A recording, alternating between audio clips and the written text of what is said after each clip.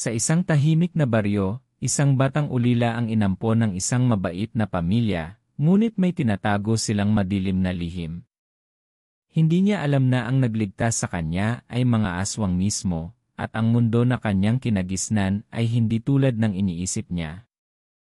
Ngunit nang matuklasan niya ang katotohanan tungkol sa kanyang tunay na pagkatao, na siya ang huling tagapagmana ng isang sinaunang lahi ng Bantay Dilim, mga mandirigmang itinakda upang lipulin ang mga halimaw, nagbago ang lahat.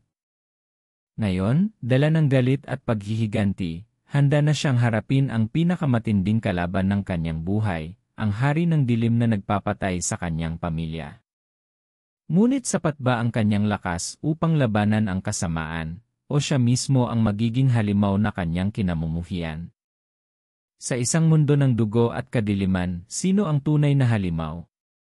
Sa isang liblib na bayan sa isang probinsya sa Pilipinas, may isang batang nagngangalang Samuel na lumaki sa hirap. 7 taong gulang pa lamang siya nang mawalan siya ng pamilya.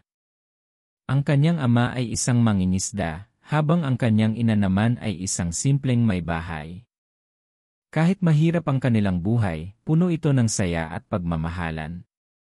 Ngunit isang gabi, nagkaroon ng isang trahedyang tuluyang nagwasak sa kanyang mundo.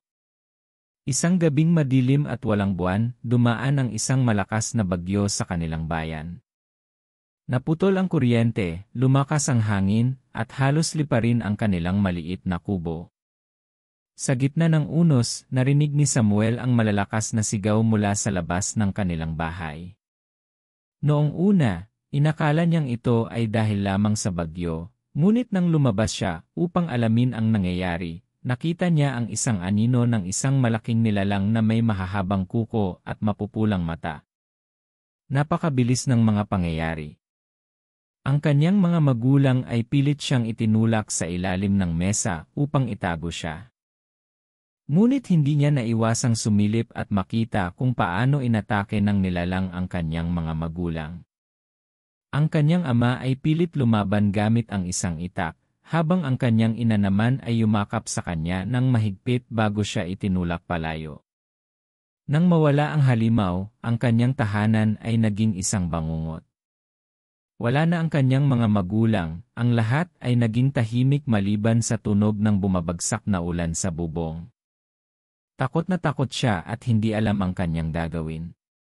Kinabukasan, natagpuan siya ng ilang kapitbahay, nanginginig sa sulok ng kanilang bahay. Ngunit sa halip na alagaan siya, itinuring siyang malas ng mga tao sa baryo. May mga bulong-bulungan na ang kanyang pamilya ay isinumpa, at may ilan pang nagsasabing baka siya mismo ay maging halimaw balang araw. Dahil dito, walang nagnais kumupop sa kanya. Walang natirang pamilya si Samuel, kaya napilitan siyang umalis. Bitbit ang ilang damit at isang lumang litrato ng kanyang pamilya, naglakad siya papalayo sa baryo, hindi alam kung saan siya pupunta. Walang direksyon ang kanyang mga paa, at sa bawat hakbang ay ramdam niya ang bigat ng kalungkutan at takot. Habang naglalakad sa gilid ng kagubatan, nakita niyang nagdidilim na ang langit. Alam niyang delikado sa lugar na iyon tuwing gabi, lalo na't maraming kwento ang naririnig niya noon tungkol sa mga nilalang ng dilim. Ngunit wala siyang ibang mapuntahan. Pagod na pagod siya at gutom na gutom nang marating niya ang isang lumang kubo sa gitna ng kagubatan. Sa sobrang pagod, hindi na niya inalintana kung sino ang may-ari ng kubo at basta na lang siya pumasok at naupo sa isang sulok. Ang kanyang mga mata ay bumibigat na, at hindi nagtagal, nakatulog siya nang hindi namamalayan kung anong klaseng lugar ang kanyang pinasok. Nagising si Samuel sa tunog ng mga yabag. Dahan-dahan niyang iminulat ang kanyang mga mata at nakita niya ang isang grupo ng tao na nakapaligid sa kanya. Ang kanilang mga mata ay kakaiba, tila kumikinang sa dilim. Ang kanilang mga ngiti ay bahagyang nagpapakita ng matutulis na ngipin. Hindi siya agad nakakilos. Ang kanyang puso ay bumilis ang tibok. Napagtanto niyang napunta siya sa isang tahanan ng mga aswang. Pagmulat ng mata ni Samuel, nakita niyang may 5 taong nakapaligid sa kanya. Isang matandang lalaki na may matalim na tingin, isang payat at matangkad na babae, at tatlong binatang mukhang magkakapatid.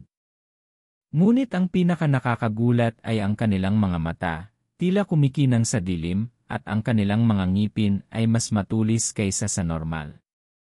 "Sino ka, bata?" tanong ng matandang lalaki na may malalim at malamig na boses. Gusto niyang tumakbo, ngunit ang kanyang katawan ay naninigas sa takot. Sa halip, nagsimula siyang manginig at hindi makasagot. Gutom na gutom siya, at ang kanyang lalamunan ay nanunuyo. Napansin ito ng babae at lumapit sa kanya. Inabot nito ang isang mangkok ng mainit na sabaw. "Mukha kang pagod at gutom. Kumain ka muna," anya sa malambing ngunit malamig na tinig. Nag-alangan si Samuel. Baka laso nito, o baka isa itong patibong upang lalo siyang maging mahina. Ngunit ang kanyang sikmura ay kumakalam at wala siyang ibang pagpipilian. Dahan-dahan niyang kinuha ang mangkok at sumimsim ng sabaw. Sa kanyang gulat, ito ay masarap at nagbigay ng init sa kanyang katawan. Matapos niyang kumain, nagsimula siyang magkwento. Sinabi niya ang tungkol sa kanyang pamilya, kung paano sila inatake ng halimaw, at kung paano siya itinaboy ng mga tao sa baryo. Tahimik lang ang pamilya habang nakikinig.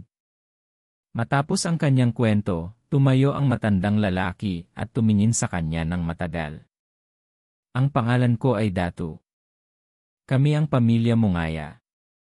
Alam mo ba kung anong klaseng lugar ang napasukan mo?" Umiling si Samuel.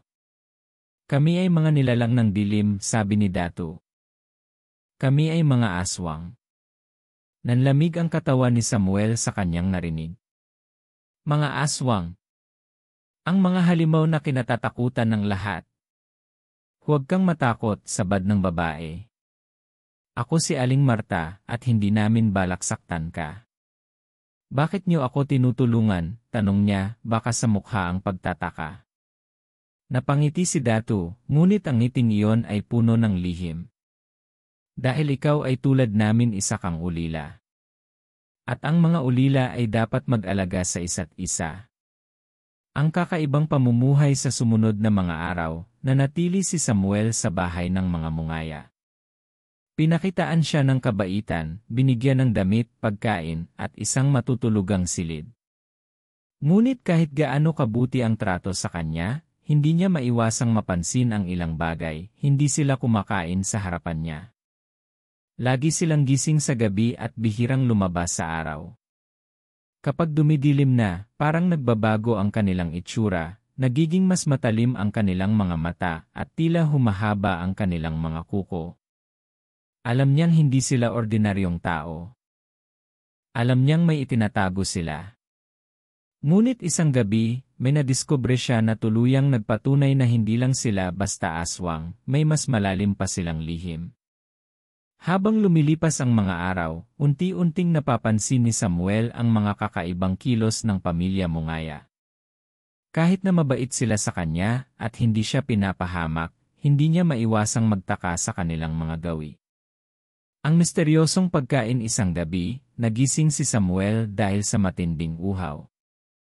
Dahan-dahan siyang bumangon at naglakad papunta sa kusina upang uminom ng tubig. Ngunit habang papalapit siya, may narinig siyang mahihinang bulungan mula sa silid kainan. Dahan-dahan siyang sumilip. Doon, nakita niya ang pamilya Mungaya na nagkakainan. Ngunit hindi ito ordinaryong hapunan, ang nasa mesa ay isang malaking mangkok ng pulang likido, at bawat isa sa kanila ay uhaw na iniinom ito. Napaatras siya sa gulat. "Dugo ba yon?" Napansin ng isa sa mga binata ang kanyang presensya. "Samuel," tawag nito. Agad siyang tumakbo pabalik sa kanyang silid, mabilis na isinara ang pinto, at nagtakip ng kumot, nagkukunwaring natutulog. Nanginginig ang kanyang buong katawan. Ang anino sa dilim, hindi lamang iyon ang una at huling beses na may napansin siyang kakaiba. Minsan, sa hating gabi, naririnig niya ang pagkaluskos sa bubungan ng bahay. May mga gabi na bigla na lang silang nawawala at bumabalik ng madaling araw. Kapag may mga bisitang tao sa baryo, palaging umiiwas ang pamilya Mungaya, tila ayaw makilala. Lalong lumakas ang kanyang hinala. Ano talaga ang ginagawa nila tuwing gabi? Ang hindi maipaliwanag na anyo isang gabi, napagpasyahan niyang sundan sila. Nang lumabas ang pamilya Mungaya mula sa bahay, palihim siyang sumunod.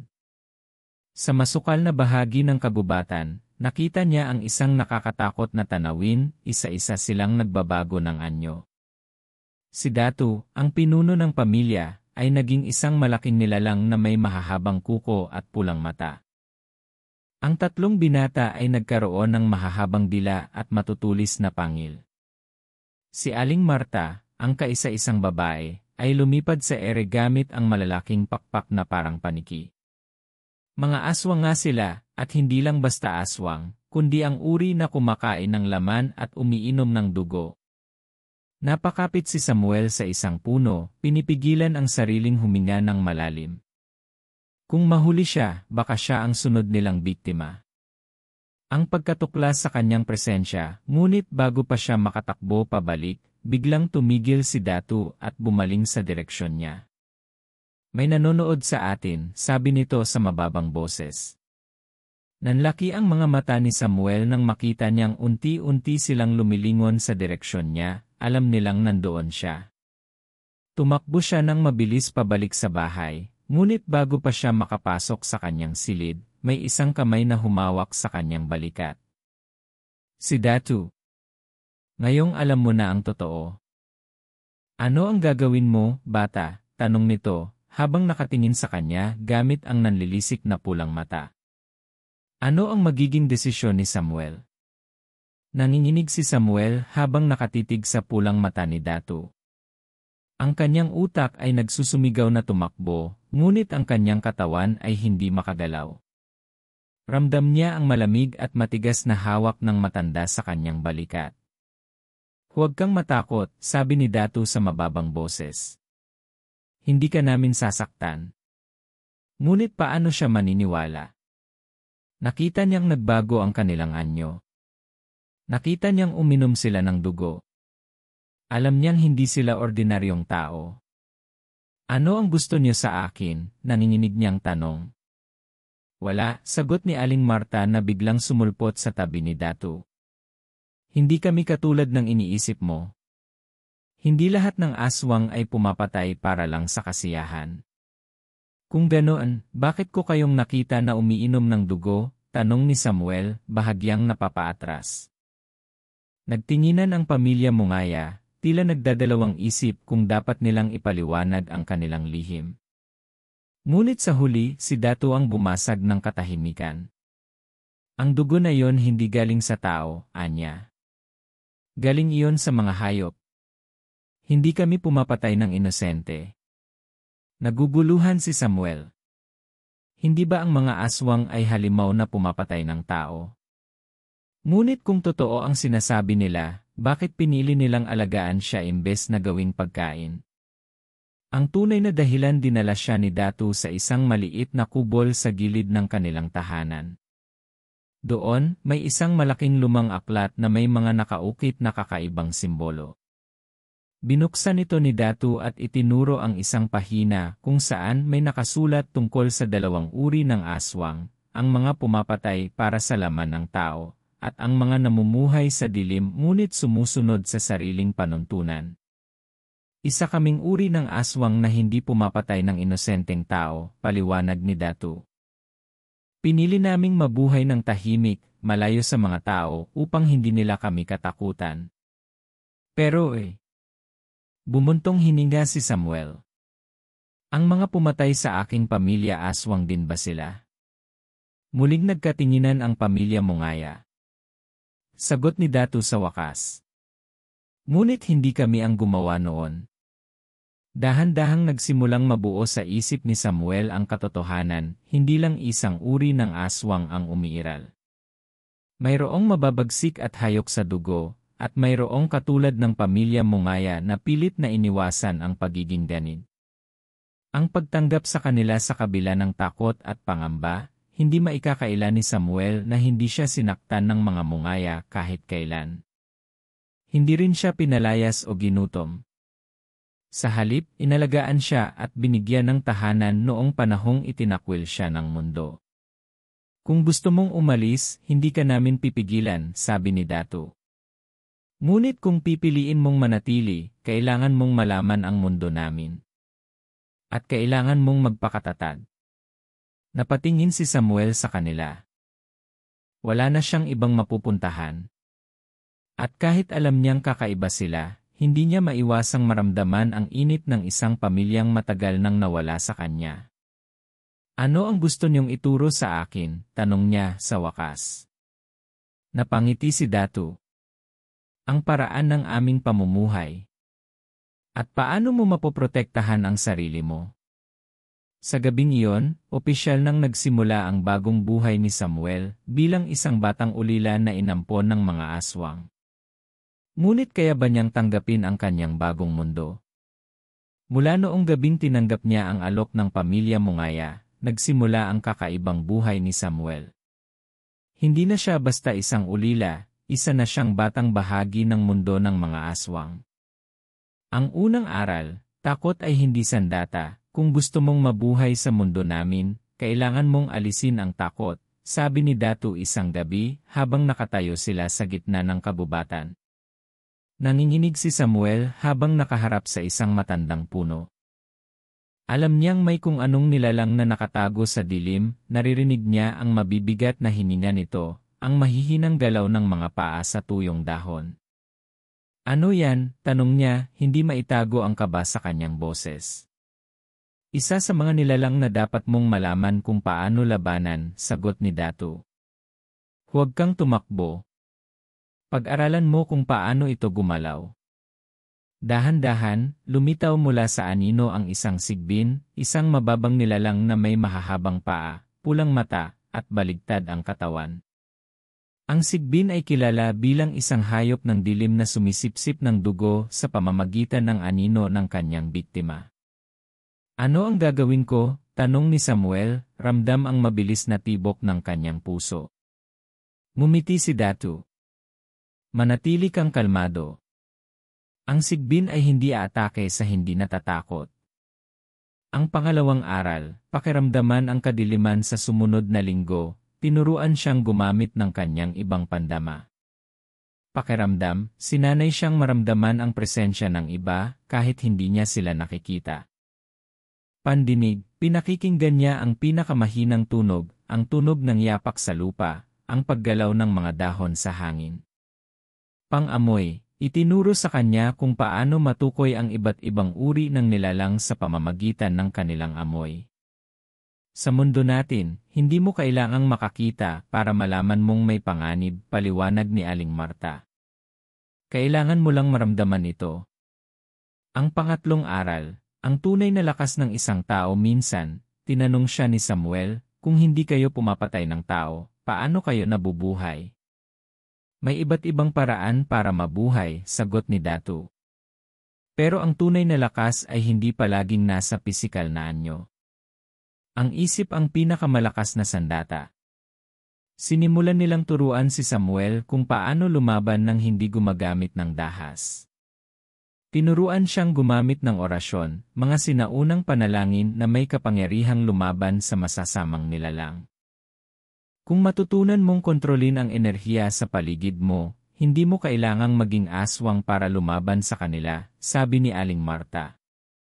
Sa unang beses, nahirapan si Samuel. Ngunit habang lumilipas ang mga araw, natutunan niyang pakiramdaman ang kapangyarihang dumadaloy sa kanyang katawan. Ang unang tagumpay isang gabi, habang nag-ensayo siya sa kabubatan, biglang lumitaw ang isang tik-tik, isang nilalang na may mahabang dila na ginagamit upang sipsipin ang dugo ng buntis. Hindi siya nagpanik. Sa halip, pumikit siya at inalala ang mga itinuro sa kanya. Dahan-dahan niyang binigkas ang isang orasyon na itinuro ni Aling Marta. Huwag mong hayaang kainin ka ng takot. Palayasin mo ang kadiliman gamit ang iyong sariling lakas, bulong niya sa sarili. Sa kanyang gulat, biglang umatras ang tiktik, tila nasasaktan. Ilang sandali pa, tuluyan itong tumakas. Nagtagumpay ka, wika ni Datu, lumalabas mula sa anino. Ngayon, handa ka nang malaman ang totoong dahilan kung bakit ka namin inampon. Naguluhan si Samuel. Ano ang ibig mong sabihin? Tumitig si Datu sa kanya, ang kanyang mga pulang mata ay tila mas lalong lumalim. Hindi aksidente na napunta ka rito, bata, sabi niya. Ikaw ang susi sa pagbagsak ng mga aswang na pumatay sa iyong pamilya. Ano ang ibig sabihin ni Datu? Ano ang tunay na papel ni Samuel sa mundo ng mga aswang? Nabigla si Samuel sa sinabi ni Datu. Ano ang ibig mong sabihin? Paano ako magiging susi sa pagbagsak nila? Lumapit si Aling Marta at hinawakan ang kanyang kamay. Samuel, hindi aksidente na napunta ka sa amin. May dahilan kung bakit ka buhay pa rin. Itinuro ni Datu ang lumang aklat sa mesa. Binuksan niya ito sa isang pahina kung saan may isang lumang larawan ng isang batang lalaki na hawig kay Samuel. Matagal na naming alam ang tungkol sa iyo, patuloy ni Datu. Ikaw ang huling tagapagmana ng isang sinaunang lahi, mga taong may kakayahang lumaban sa mga aswang gamit ang kanilang sariling dugo. Nanlaki ang mga mata ni Samuel. Anong ibig mong sabihin? Ang iyong pamilya, bago sila pinatay, ay nagmula sa isang lahi ng mga bantay dilim, mga tagapagtanggol ng tao, laban sa masasamang aswang. Ngunit dahil sa takot ng mga halimaw sa lahi ninyo, pinaslang nila ang iyong angkan. Ang madilim na katotohanan muli niyang naalala ang gabing sinalakay ang kanyang baryo, ang malalakas na sigaw ng kanyang mga magulang, ang amoy ng dugo sa hangin, at ang lagim ng mga halimaw na lumamon sa kanyang pamilya. Kung ganon halos pabulong niyang sabi. Kaya nila ako gustong patayin. Tumango si Datu. Alam nilang ikaw na lang ang natitirang bantay dilim. At kung lumakas ka pa, maaari mong tapusin ang paghahari ng masasamang aswang. Ang pagpapasya biglang bumigat ang pakiramdam ni Samuel. Hindi niya kailanman inakala na ang kanyang simpleng buhay ay may mas malaking papel sa kasaysayan ng mga nilalang sa dilim. May 200 sa harapan niya, tatakasan ang kanyang tadhana at mamuhay bilang isang normal na bata o yakapin ang kanyang kapalaran at ipaghiganti ang kanyang pamilya. Nag-isip siya ng malalim. Nais niyang mamuhay ng payapa, ngunit hindi niya kayang hayaan na ang mga halimaw na pumatay sa kanyang pamilya ay patuloy na maghasik ng lagim. Anong dapat kong gawin? Tanong niya kay Datu. Ngumiti ang matanda, ang mga mata nito ay puno ng pag-asa. Matuto ka pa. Maging mas malakas. At kapag dumating ang tamang panahon, ipaghiganti mo ang iyong pamilya. Sa sandaling iyon, alam na ni Samuel ang sagot. Turuan niyo ako. Ngumiti ang buong pamilya mo ngaya. Alam nilang sa gabing iyon, isang bagong bantay dilim ang isinilang, at siya ang magiging pinakamalaking banta sa kanilang mga kaaway. Ngunit sapat ba ang kanyang lakas upang harapin ang mga aswang na pumatay sa kanyang pamilya? Mula sa araw na iyon, nagsimula ang mas matinding pagsasanay ni Samuel. Hindi na lang ito simpleng paghasa ng pandama o pag-aaral ng orasyon, tinuruan siya ng pamilya Mungaya kung paano lumaban sa tunay na digmaan ng liwanag at dilim. Ang lakas ng isang bantay dilim ayon kay Datu, may natatanging kapangyarihan ang dugo ng lahi ni Samuel. Ang dugo mo ay isang sumpa at isang biyaya, paliwanag ni Datu habang tinuturo sa kanya ang isang sinaunang simbolo. Kapag nagising ang tunay mong kakayahan, magagawa mong hadlangan ang kapangyarihan ng kahit pinakamalalakas na aswang. Ngunit hindi basta-basta nagagamit ang kapangyarihang ito. Kailangan niyang matutong kontrolin ang kanyang sarili, sapagkat kung magpapadala siya sa galit, maaaring siya mismo ang lamunin ng kadiliman. Ang sandata ng isang mandirigma upang maprotektahan ang sarili, tinuruan siyang gumamit ng isang kris, isang lumang espada na may ukit ng mga banal na simbolo. Ito ang sandata ng mga bantay dilim, sabi ni Aling Marta. Ipinasa ito sa huling natitirang tagapagmana. Ngayon, iyon na ito. Hinawakan ni Samuel ang malamig na talim ng Kris. Nang hawakan niya ito, parang may dumaloy na kakaibang enerhiya sa kanyang katawan.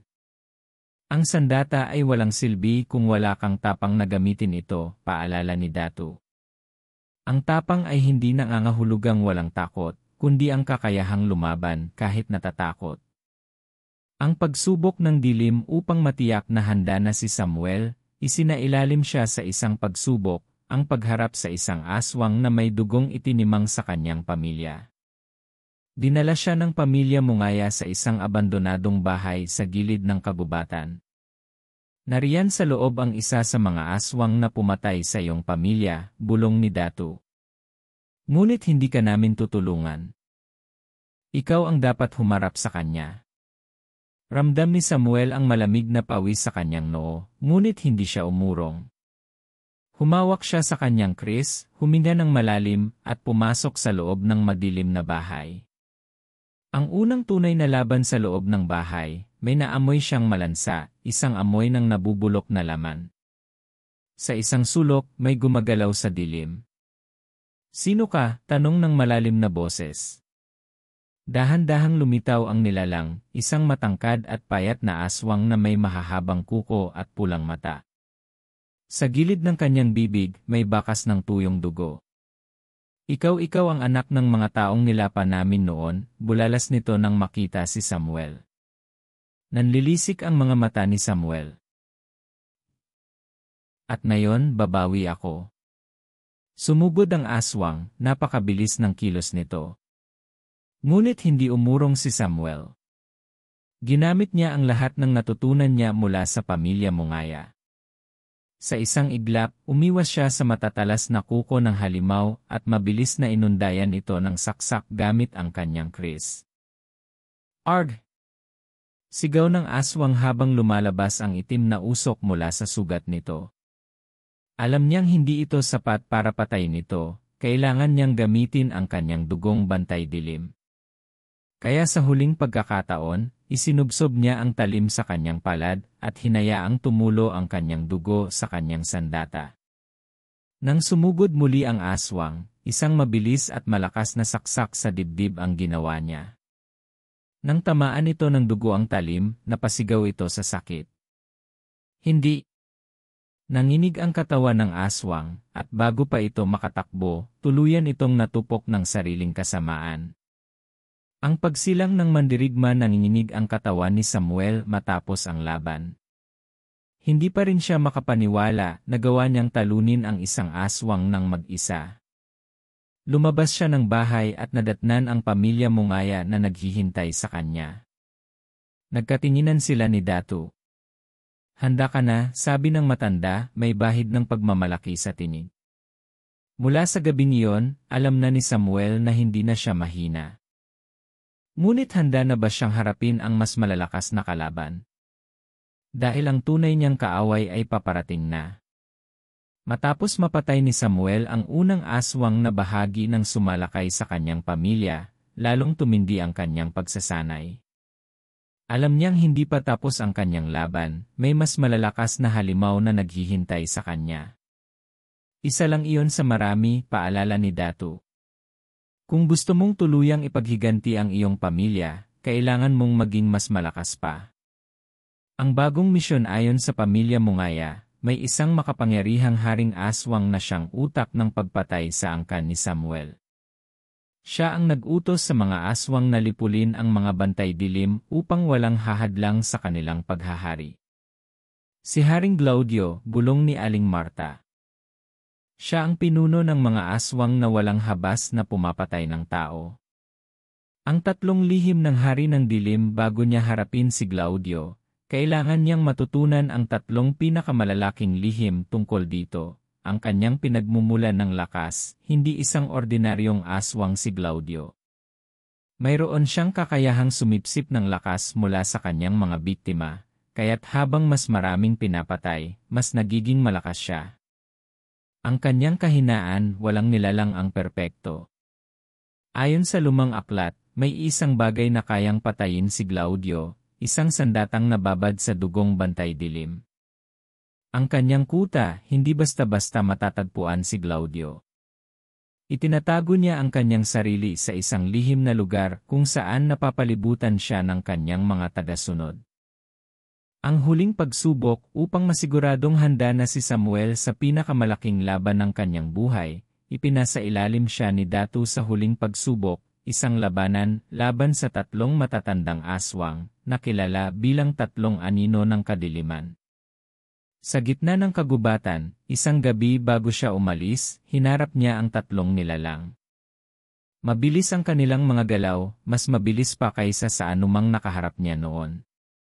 Ngunit sa kabila ng kanilang bilis, nanatili siyang kalmado. Ginamit niya ang kanyang natutunan, ang pag-iwas sa takot, ang pakiramdam sa paligid, at ang paggamit ng kanyang dugong bantay dilim. Sa isang iglap, naglaho ang isa sa mga aswang sa anino, ngunit hindi ito nakaligtas kay Samuel. Sa tamang tiyempo, inundayan niya ito ng matalim na saksak sa leeg gamit ang kanyang kris na may basang dugo niya. Ang pangalawa, sinubukan siyang gulatin mula sa likod, ngunit sa huling segundo, ginamit niya ang isang orasyon upang paralisahin ito bago tuluyang patayin. Ang pangatlo, ang pinakamalakas sa tatlo, sinubukang gamitin ang kanyang takot laban sa kanya, bumubulong sa kanyang isip ng masasamang alaala. Isa ka pa ring mahina at walang magagawa, sabi ng aswang. Hindi mo kayang patayin ang hari. Ikaw ay isang patay na tao na naglalakad. Ngunit sa halip na matakot, tumayo si Samuel, tumitig sa mata ng halimaw, at malamig na nagsabi, hindi ako takot sa iyo. Sa isang mabilis na galaw, ginamit niya ang kanyang natutunang kapangyarihan at sinaksak ito sa puso. Tuluyan itong naglaho sa usok. Si Samuel ay hinal, sugatan, at pagod pero siya ay nagtagumpay. Ang huling hakbang matapos ang pagsubok, lumapit sa kanya si Datu at tinapik ang kanyang balikat. Handa ka na, sabi nito. Ngayon, simulan mo ang iyong tunay na misyon. Sa unang pagkakataon, naramdaman ni Samuel na tunay siyang handa. Ngunit kakayanin ba niyang harapin si Haring Glaudio? At ano ang naghihintay sa kanya sa loob ng kuta ng mga aswang? Matapos ang mahabang pagsasanay, dumating na ang oras para sa tunay na laban. Sa pangunguna ni Datu at ng pamilya Mungaya, tinungo ni Samuel ang kuta ni Haring Glaudio, ang pinuno ng mga aswang at ang utak sa pagpatay sa kanyang pamilya. Ang paraan ng pagpasok ayon sa impormasyong nakuha nila, ang kuta ni Glaudio ay matatagpuan sa isang lumang batong kuweba sa gitna ng kagubatan, isang lugar na nilulukuban ng kadiliman. Upang makapasok, kinailangan nilang dumaan sa isang lihim na lagusan na matatagpuan sa ilalim ng isang lumang puno ng balete. Ngunit hindi ito madaling mapasok. Pinoprotektahan ito ng mga bantay aswang na may kakayahang maging anino at lumusot sa kahit anong pader. Dapat tayong gumalaw ng hindi nila nararamdaman, sabi ni Datu. Kapag nagkamali tayo, mapapalibutan tayo bago pa man makarating kay Glaudio. Ang tahimik na pagsalakay gamit ang kanilang kaalaman sa orasyon, dahan-dahang lumusot sina Samuel sa loob ng kuweba. Nagsindi sila ng mga espesyal na insenso na nagtatago sa kanilang presensya mula sa pang-amoy ng mga aswang. Sa bawat hakbang, ramdam ni Samuel ang malamig at nakakatakot na enerhiya sa loob ng kuweba. Sa dingding, may nakaukit na mga sinaunang simbolo ng itim na mahika, mga ritual na nagpapalakas kay Glaudio. Nasa loob na tayo, bulong ni Aling Marta. Mula rito, wala nang atrasan. Ang pagharap sa unang halimaw habang papalapit sila sa sentro ng kuta, isang malaking halimaw ang humarang sa kanila. Ito ay isang tikbalang aswang, isang pinagsamang nilalang na may katawan ng halimaw at anyo ng isang dambuhalang kabayo. Walang sinumang makakatawid dito, sigaw ng halimaw, ang boses nito ay umaalingaw-ngaw sa buong kuweba.